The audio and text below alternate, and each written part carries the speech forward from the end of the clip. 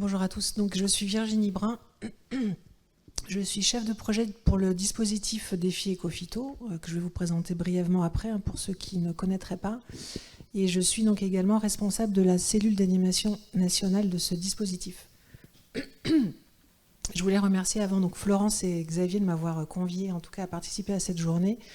L'idée de mon intervention là, c'est de faire un peu état des remontées de terrain du réseau Défi. De vous donner quelques informations sur ce qui est mis en place par les agriculteurs, notamment membres de ce réseau, et puis aussi de donner quelques éléments sur d'éventuels verrous ou besoins qui remontent aussi de nos projets d'expérimentation. Je vais vous présenter tout ça. Il faut que je fasse vite, je crois, c'est ça, si possible. Donc rapidement, donc, le dispositif Défi, c'est donc une action du plan Ecophyto qui a été mise en place il y a un peu plus de 10 ans maintenant, même.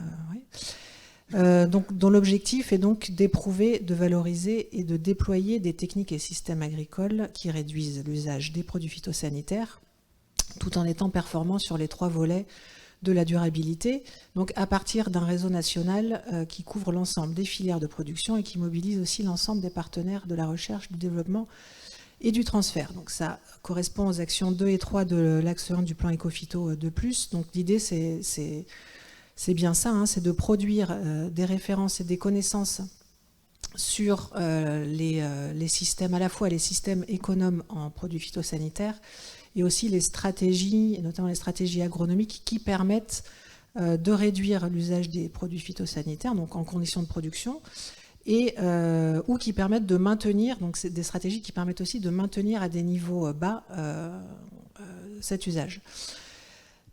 Premier objectif, et l'autre objectif, c'est évidemment donc de contribuer en tout cas à déployer ces techniques de manière plus large, donc de contribuer à leur diffusion. Donc comme je vous le disais, c'est 2 dispositifs complémentaires, le réseau Défi, donc le réseau Ferme à gauche de l'écran, donc un réseau qui est constitué actuellement de 2000 agriculteurs qui se sont donc engagés volontairement à travailler sur leur exploitation agricole, donc sur la réduction d'usage des produits phytosanitaires. Dans le cadre du dispositif, en fait, ces agriculteurs sont rassemblés dans des groupes d'agriculteurs, ils sont accompagnés, j'y reviendrai aussi rapidement juste après. Donc on a actuellement 180 groupes d'agriculteurs accompagnés donc, par des conseillers, animateurs, que dans le jargon Défi, on appelle ingénieurs réseau. Ça correspond donc, comme je vous disais, à 2000, un peu plus, même 2100 agriculteurs volontaires et bénévoles. Et alors là, il y a une erreur, c'est écrit 48% de système en bio, mais c'est pas vrai, c'est une erreur, c'est plutôt 30. Voilà. À l'échelle 48, c'était pour la viticulture. Voilà. Mais à l'échelle de l'ensemble du réseau, c'est 30%. Et donc, sur la partie droite de l'écran, c'est le 2e dispositif du réseau Défi, dispositif XP. Donc, un réseau de 41 projets d'expérimentation, mais correspondant à 200 sites d'expérimentation. Donc, soit sur station expérimentale, soit même directement chez des producteurs, dont l'objectif là est de tester donc des systèmes de culture très en rupture vis-à-vis de l'usage des produits phytosanitaires, et donc là même d'utiliser, l'idée c'est vraiment d'utiliser les produits phyto en ultime recours, et donc on se situe dans des objectifs bien au-delà du 50% de réduction d'IFT, puisque même on tend vers la réduction totale. Donc 41 projets, 180 partenaires de la R&D qui sont impliqués dans ces projets d'expérimentation. Là encore, toutes les filières sont représentées. Je voulais juste, avant de vous présenter là quelques résultats, revenir sur l'accompagnement qui est proposé dans le cadre du dispositif, sur donc l'accompagnement des fermes de ce réseau. Donc évidemment, ce qu'on essaye de faire, en tout cas, c'est d'accompagner vers la réduction d'usage des produits phytosanitaires, mais dans un projet quand même agroécologique plus global, c'est-à-dire que l'entrée, c'est bien le travail sur la réduction des phytos, mais on demande quand même aux agriculteurs qui s'engagent dans le réseau à travailler d'une manière plus générale sur une évolution agroécologique de leur système. Donc pour cela, on accompagne le changement de pratique, c'est vraiment ça l'objet de l'accompagnement, l'objet d'étude étant le système de culture. Et donc pour cela, on accompagne de 2 manières, donc un accompagnement individuel, donc chaque agriculteur bénéficie quand même d'un accompagnement individuel et aussi donc d'un accompagnement collectif. Je ne reviens pas sur les avantages de l'accompagnement collectif, je pense qu'on les a à peu près tous en tête. Et donc, comme je disais, tout ça pour faire évoluer le système de culture de chaque agriculteur.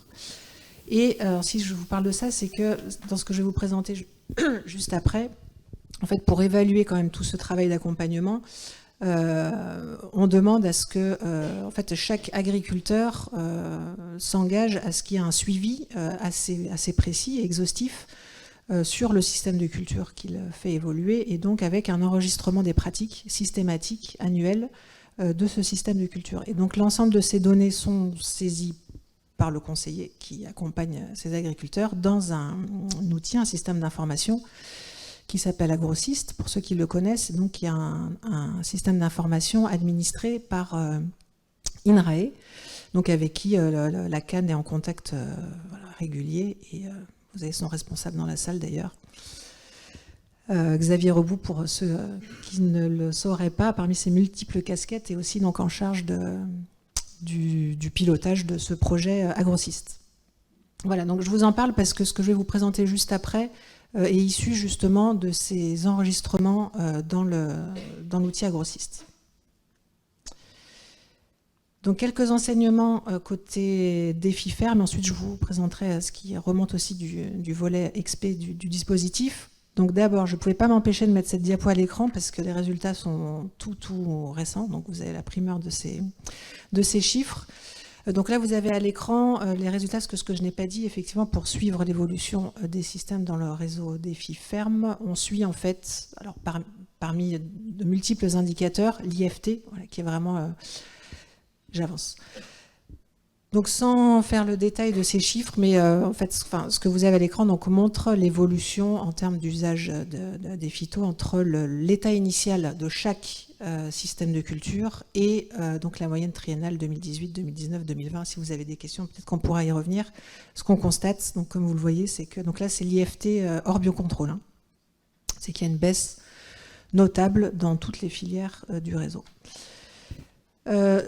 Donc ce que je vais vous présenter assez rapidement maintenant, c'est ce qui donc est remonté, voilà, plusieurs études qui ont été conduites récemment à partir des modèles décisionnels qui sont renseignés donc par les ingénieurs réseau défi dans l'outil Agrosist. Donc ces modèles décisionnels, peut-être que tout le monde n'est pas voilà, au fait de ce concept, mais on demande à les renseigner donc pour caractériser, enfin pour renseigner le projet et les objectifs, on va dire, de chaque agriculteur, qui renseignent les stratégies qu'ils souhaitent mettre en œuvre pour atteindre leurs objectifs. Donc en fait, concrètement, ce qu'ils renseignent dans les modèles décisionnels, c'est des objectifs en termes de production et les leviers qu'ils souhaitent mobiliser pour atteindre ces objectifs. Donc l'étude là qui a été faite visait donc à caractériser les pratiques alternatives mises en œuvre à l'échelle de systèmes de culture, là ici donc en filière culture spécialisée et arboriculture. Et donc ce que je vais vous montrer en gros c'est du déclaratif, hein, mais c'est donc ce que les agriculteurs déclarent mettre en œuvre comme pratique pour atteindre leurs objectifs, notamment leurs objectifs de réduction d'usage des produits phytosanitaires. Donc ici, pour rappel, donc je vous ai dit, hein, arboriculture, horticulture, légumes maraîchage et culture tropicale, donc avec un focus sur la canne à sucre. Là, ce que vous avez à l'écran, donc c'est en gros les principales problématiques qui remontent pour ces filières-là, mais donc à partir de telles que les agriculteurs le perçoivent. Hein. Donc tout ça, c'est du déclaratif agriculteur. Donc ce qu'on constate effectivement, c'est que donc en arboriculture, l'essentiel des problèmes rencontrés par les agriculteurs relève plutôt de maladies ravageurs, problèmes maladies ravageurs. En horticulture, maladies. En légumes maraîchage, c'est à peu près équivalent sur les trois, on va dire, les trois gros piliers. Et donc en canne à sucre, voilà, une problématique essentiellement liée aux adventices. Et donc, en parallèle de cette déclaration-là, donc on peut ensuite voilà, identifier, en tout cas faire un petit travail de synthèse sur les leviers, alors je ne sais pas si c'est très lisible à l'écran, sur les leviers mis en œuvre par les agriculteurs, en tout cas tels qu'ils les déclarent aussi. Donc, vous voyez donc en filière culture spécialisée arboriculture, des stratégies à la fois préventives, des stratégies curatives. Alors, il y avait plus de stratégies préventives renseignées d'une manière générale, mais au total, voilà, 69 pratiques préventives et ou curatives, renseignées par les agriculteurs du réseau Défi pour répondre donc aux problématiques identifiées. Je ne rentre pas dans le détail, vous les voyez aussi bien que moi à l'écran. En gros, ce qui remonte aussi dans cette déclaration, c'est que ces pratiques, si elles sont mises en place quand même de façon assez, comment dire, il y a un certain nombre quand même d'agriculteurs qui les mettent en œuvre sur leur système. Mais ce qui remonte, c'est que ces pratiques semblent être donc plus contraignantes, en tout cas au moins au début, d'une manière générale également un peu plus coûteuses, avec des résultats un peu plus aléatoires. Bon, tout ça, c'est quand même des résultats connus, mais à mettre en regard quand même d'un certain nombre de points positifs aussi qui sont soulignés par les agriculteurs du réseau, avec globalement, même si c'est des pratiques plus contraignantes, elles permettent à terme d'une amélioration des marges, d'une manière générale aussi, c'est-à-dire un meilleur confort de travail, une satisfaction intellectuelle, donc c'est-à-dire que même si on ne retrouve pas forcément une amélioration immédiate, en tout cas à long terme, ça procure aussi une satisfaction intellectuelle et pour certaines productions, une amélioration aussi de l'image de marque, des exploitations et des produits qui viennent quelque part contrebalancer les difficultés que les agriculteurs auxquels peuvent être confrontés les agriculteurs lors de la mise en place de ces pratiques. En viticulture aussi un autre exemple, donc ici vous avez à l'écran voilà, pareil, hein, l'évolution de l'IFT mais décomposée par famille de produits phytosanitaires, avec le rappel donc, des principaux enjeux de la filière Viti sur la droite. Donc là je vais juste faire un focus sur la gestion des maladies, notamment mildiou et oïdium. Et donc là, vous avez à l'écran, pareil, hein, c'est un peu le même principe. Donc c'est une étude qui a été une analyse encore exploratoire hein, à ce stade, qui a été faite à partir des leviers déclarés par les agriculteurs dans les modèles décisionnels sur Agrosist. Et donc voilà, vous avez à l'écran ce qui est donc le plus cité par les agriculteurs. Donc là, on est vraiment sur une information quantitative en tout cas sur la mobilisation de ces leviers, mais qui ne donne aucune information sur l'efficacité réelle de l'emploi de ces leviers, même si on fait l'hypothèse que s'ils sont cités, ça veut dire qu'ils sont mis en œuvre, et s'ils continuent à être mis en œuvre, c'est que quelque part, ils apportent une satisfaction et en tout cas un niveau d'efficacité à peu près satisfaisant. Mais voilà, en tout cas, j'apporte cette précision-là, ça ne donne pas d'informations sur l'efficacité de ces leviers, pris en plus séparément. Et donc voilà, globalement, j'avance un peu, mais ce qui remonte aussi parmi ces leviers mobilisés, en tout cas dans le réseau Défi pour la gestion du mildiou, encore quand même pas mal de leviers qui relèvent plutôt de stratégies de type d'efficience, hein, de type donc optimisation de pulvérisation, emploi d'outils d'aide à la décision, qui semblent être encore quand même des solutions très efficaces. Le biocontrôle en léger développement, mais encore assez peu de solutions et qui reste quand même dans un emploi uniquement donc complémentaire à un usage aussi de produits phytosanitaires. C'est qu'on n'a pas encore réellement d'exemples d'emploi unique de biocontrôle qui permettrait donc de répondre à la problématique mildiou notamment. Et donc l'emploi aussi, un début de déploiement de résistance variétale, mais voilà aussi des problèmes de généralisation qui semblent remonter, donc limités par une nécessité de changer de variété. Donc voilà pour les quelques éléments d'information qui remontent en viticulture. Et j'avais un dernier exemple en grande culture. Bon, je passe sur les enjeux de la filière que vous connaissez bien mieux que moi, mais donc quand même plutôt problématique adventice pour cette filière-là. Donc là encore, vous avez à l'écran la fréquence des signalements de l'emploi de certains leviers donc dans les modèles décisionnels renseignés par les agriculteurs dans Agrosist. Donc ce qui est en vert relève plutôt de leviers mobilisés à l'échelle de la culture. Ce qui est en jaune, ce qui est en bleu, donc plutôt à l'échelle interculture, et en jaune à l'échelle du système de culture dans son ensemble. Donc voilà, ce qui remonte quand même, et vous avez donc, le graphique se lit de droite à gauche, à droite les leviers les moins fréquemment cités et à gauche, non pardon, à droite les moins fréquemment cités et à gauche les plus fréquemment cités. Et donc ce qu'on constate, c'est que, en tout cas, ça c'est du déclaratif encore, hein, mais les agriculteurs déclarent essayer en tout cas de travailler pour répondre à la problématique adventice sur la diversité des rotations, donc voilà, allongement des rotations et diversité culturelle. Sur la problématique maladie, là ce qui remonte c'est plutôt donc voilà, des stratégies ou en tout cas des leviers plutôt liés à de l'adaptation variétale hein, pour répondre aux problématiques maladies en grande culture.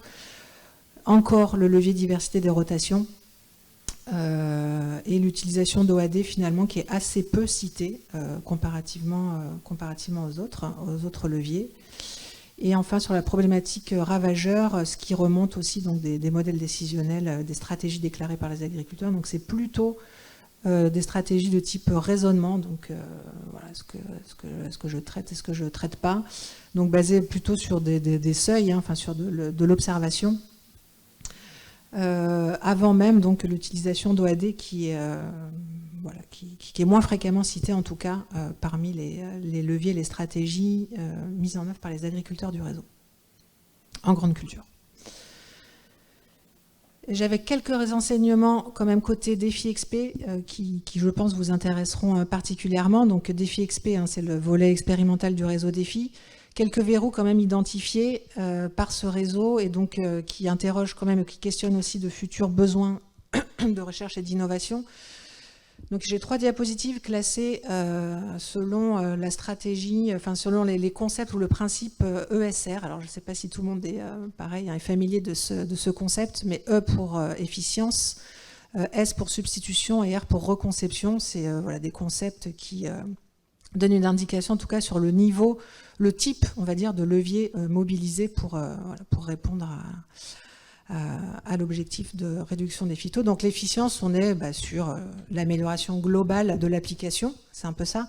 Donc encore des besoins sur ce niveau-là d'amélioration de la pulvérisation, je vous laisse lire aussi comme moi à l'écran, d'optimisation du matériel, voilà, encore des besoins d'améliorer le matériel, notamment en désherbage mécanique, de développer des OAD et des outils de modélisation pour pouvoir mieux positionner les traitements ou mieux définir les périodes à risque. Sur les leviers plutôt qui relèveraient plutôt de stratégies de substitution, on a encore apparemment des besoins d'améliorer les connaissances sur le biocontrôle, donc on en a parlé juste avant, mais voilà, de pouvoir mieux définir leurs conditions d'application, le matériel, voilà, les horaires, la dureté, pH de l'eau, je vous laisse lire, les modes d'action aussi des produits pour obtenir une efficacité maximale. Et puis il manque globalement de solutions alternatives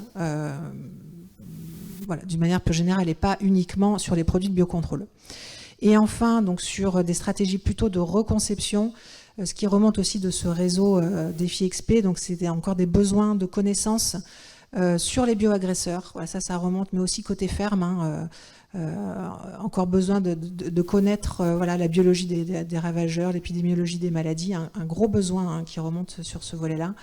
Besoin aussi de connaissances sur les auxiliaires, sur les régulations biologiques, pouvoir mieux quantifier les services rendus par la biodiversité fonctionnelle, ce genre de choses, et puis aussi, de manière plus générale, des besoins de recherche sur la génétique, et donc de travailler sur la sensibilité du matériel végétal aux maladies en contexte peu traité.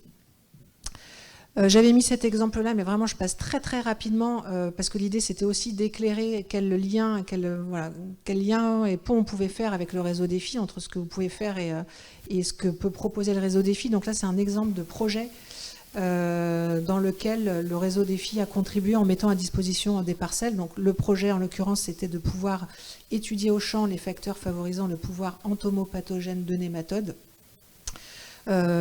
pour les utiliser en lutte biologique contre le topin de la pomme de terre et le carpocaps de la pomme. Donc voilà, là il y a eu un partenariat avec le réseau Défi XP, il y a un certain nombre de fermes du réseau qui ont mis à disposition des parcelles pour pouvoir, sur lesquelles des échantillons ont pu être prélevés et donc des mesures effectuées. Voilà, bon, en guise de conclusion et peut-être aussi pour ouvrir ouvrir après la discussion. Donc des enseignements intéressants, mais sur les leviers mobilisés, mais pas mal de choses quand même qui restent à approfondir. On en est quand même vraiment, nous, à l'étape d'analyse exploratoire sur tout ça. Des besoins qui remontent du terrain sur ce que je vous disais, sur un manque de connaissances d'une manière globale sur les bioagresseurs et sur les processus de régulation naturelle, un manque de références sur les solutions innovantes et notamment sur le biocontrôle. Mais tout ça pour vous dire aussi que le réseau défi, je pense, devrait avoir un rôle central et servir en tout cas de réseau, en tout cas de dispositifs pour nouer certainement des partenariats pour accompagner toute cette chaîne d'innovation, mais tout au long de la chaîne. Donc voilà, ça peut être un observatoire de pratique, un réseau testeur, il y a certainement des choses à imaginer pour ça, mais voilà, donc je lance aussi un appel. Et aussi, petite information, déjà je vous ai parlé des modèles décisionnels, parmi les données dont on dispose le réseau défi, mais il y a aussi quand même, on l'a vu avec le projet Mokoriba, des données assez importantes sur les pratiques, l'enregistrement des pratiques des agriculteurs. Donc le réseau défi, c'est quand même aussi un réseau très bien structuré pour remonter de la donnée, consolidée, et donc voilà, donner accès aussi à de l'information stable pour alimenter la recherche et l'innovation. Donc là encore, un petit message que je lance, et je crois que j'en avais fini. Je mets juste à l'écran parce qu'en fait, ce que je viens de vous présenter, c'est quand même issu d'une synthèse, c'est une contribution collective, donc moi là, je n'ai fait que restituer la synthèse. Donc vous avez à l'écran le nom des personnes qui ont contribué, membres de la CAN, donc de la cellule d'animation nationale, notamment tous les experts filières de la cellule d'animation nationale. Donc si vous avez des questions sur tout ce que je viens de présenter d'ailleurs, ou des besoins de compléments, je vous laisse prendre les noms à l'écran. Merci. Merci Virginie. Alors j'ai une question dans le... J'ai une question dans le chat, que le réseau défi est très impressionnant. Savez-vous s'il existe des initiatives similaires dans d'autres pays européens? Alors, similaire au réseau défi français, non. En revanche, il y a quand même, il y a notamment un projet H2020 actuellement qui s'appelle IPM Works, dont l'objectif est en tout cas d'essayer d'inspirer d'autres pays européens à mettre en place des réseaux un peu équivalents. Mais à ma connaissance, non, en tout cas de l'ampleur du réseau défi français, il n'y a pas d'équivalent au niveau européen. Okay. Et structuré comme ça pour remonter autant de données en particulier. Question. Merci. Les chiffres présentés là, de réduction d'IFT étaient super impressionnants. On n'est quand même pas très très loin des 50% visés. Donc si j'ai bien compris, c'est du déclaratif. Et non, alors pas les IFT justement, ça c'est pas du déclaratif, c'est de l'enregistrement de pratique donc sur la base D'accord. Et est-ce qu'on a à mettre en regard l'efficacité économique des exploitations, et est-ce qu'on a des choses quantifiées, quantifiables qui permettent en fait d'avoir un argumentaire convaincant ou pas pour des gens qui seraient au moins intéressés uniquement à l'aspect économique? Alors oui, là je vous ai parlé que de l'IFT, mais ce que j'ai peut-être dit rapidement, il y a quand même d'autres indicateurs qui remontent et qui permettent d'être calculés avec les données du réseau défi, et notamment toute une gamme d'indicateurs économiques. Donc oui, on a aussi des éléments et des informations sur l'efficacité et les performances économiques des systèmes. Donc il y a plusieurs études. Il y a pas mal de projets de recherche quand même qui se sont aussi intéressés à la question.